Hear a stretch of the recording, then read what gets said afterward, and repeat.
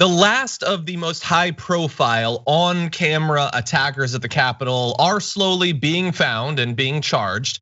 And we've got one of the big ones. Peter Stager has been arrested at his home in Conway after reportedly beating a police officer with an American flag during the Capitol riot on January 6th. So if you don't remember this is one of the particular cases that we've talked about a good bit. Here's a bit of video showing you what actually happened. Sir, death is the only remedy for what's in that building. Including Peter Stager, charged with civil disorder for beating a Capitol police officer with a flagpole as he was dragged down the Capitol steps. Okay, so just to be clear as we go forward, for all the people, including Fox hosts that make $30 million a year, the idea that this wasn't an insurrection, that it just got out of hand a little bit, it wasn't a big deal. Nobody needs to be scared. That guy who tried to beat a cop to death with the American flag, he was saying beforehand, death is the only answer for what's in there. So we're gonna see some of these people still denying that this was everything that we saw that it was. But he has now been arrested. In his defense, he says that he didn't know the man he was hitting was a cop. He thought the person he was striking was Antifa, because you're allowed to murder Antifa. Also, it was a cop. And I wanna show you just a little bit more video where the actual officer who was being hit describes what actually happened. It makes it pretty hard to maintain a belief that this guy didn't know he was beating a cop. Pulling my badge off my chest.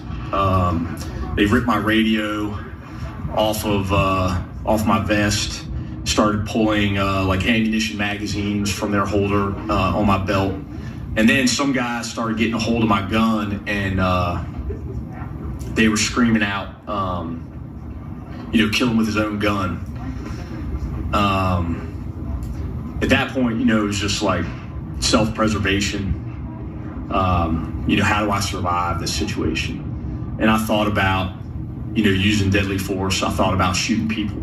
And then I just came to the conclusion that, if I was to do that, I might get a few, but I'm not going to take everybody, and they'll probably take my gun away from me, and that would definitely give them the justification that they were looking for to kill me.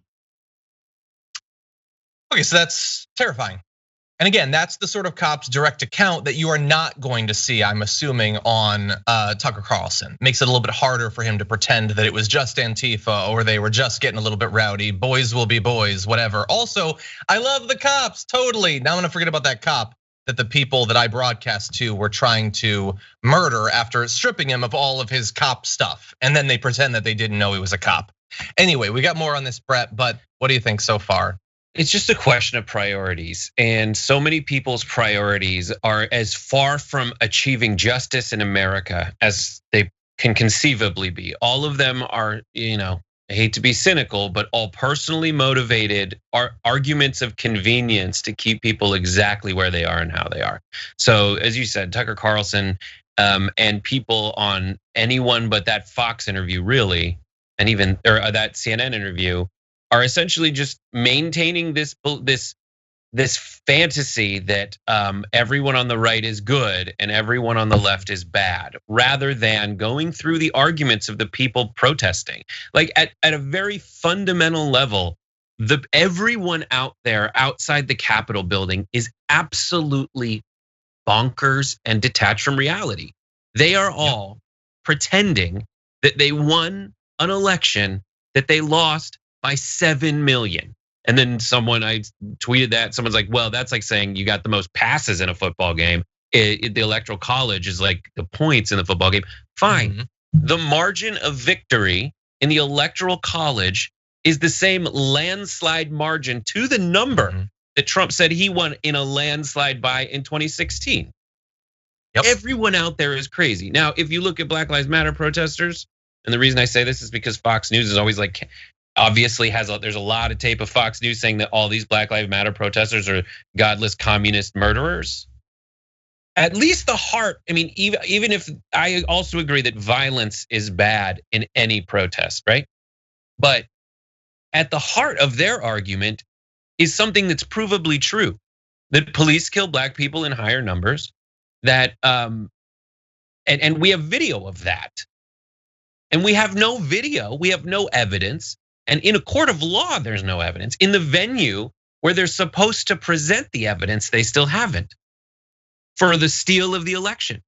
So all of their fantasies are just that, fantasies. And they continue to crumble minute by minute as proven there. Their fantasy that this group of protesters is on the right is just against corruption. No, they're trying to, and that they support the police. No, they tried to beat the police to death. And even that police officer at the end was asked, of that very interview we just saw, was asked, what are your messages for the people that essentially stepped in to protect you from the folks in the crowd that were beating you? He said, thank you. But in all honesty, what the F were you doing there? 100%. Yeah, that's exactly what I was thinking. What are you doing there? You're there. And I talked to a friend of mine, her husband's a police officer, and they're passing that video around. And they're like, these folks are crazy. They hate the protesters. But that is just the good cops. Because as we discover, there are bad cops in there. And there's a great story right now going around from, I think, Mother Jones or BuzzFeed News, maybe they're citing each other, but pointing out that there's black cops that are saying, no, we knew that this was happening. Obviously we knew, and everyone ignored it. That folks on the right, these folks in the white supremacists in the police department have just been allowed to do whatever they want to do.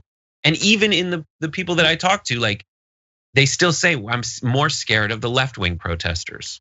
That's the thing.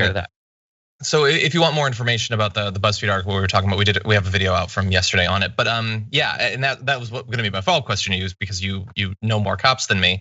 How many of these sorts of attacks do you have to have before they get that, like, the right is the ones who end up killing cops? Like, and I'm talking about like sovereign citizen ambushes and the people who are Boogaloo boys, like, they want to kill cops. That's what they want to do.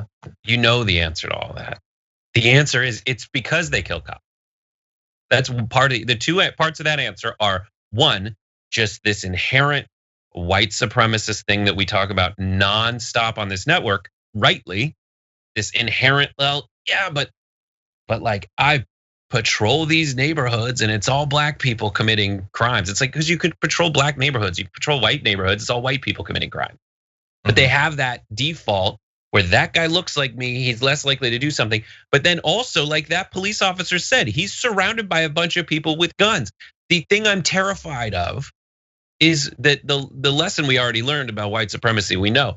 But the specific lesson that these are armed people. And there's video, oh my God, we just saw armed people in the US Capitol. We saw armed people in Lansing.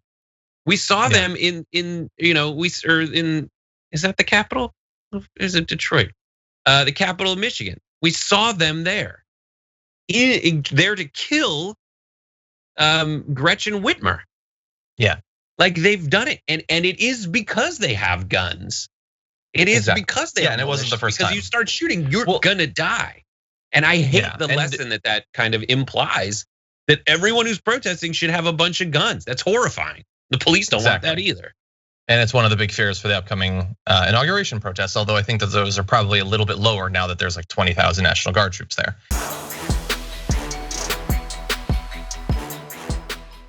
For more political news breakdowns, interviews, stories of activism, and me trying my hardest to care about the occasional big celebrity news story, subscribe to our YouTube channel at youtube.com/thedamagereport. And you can ring the bell wherever it is so you don't miss anything.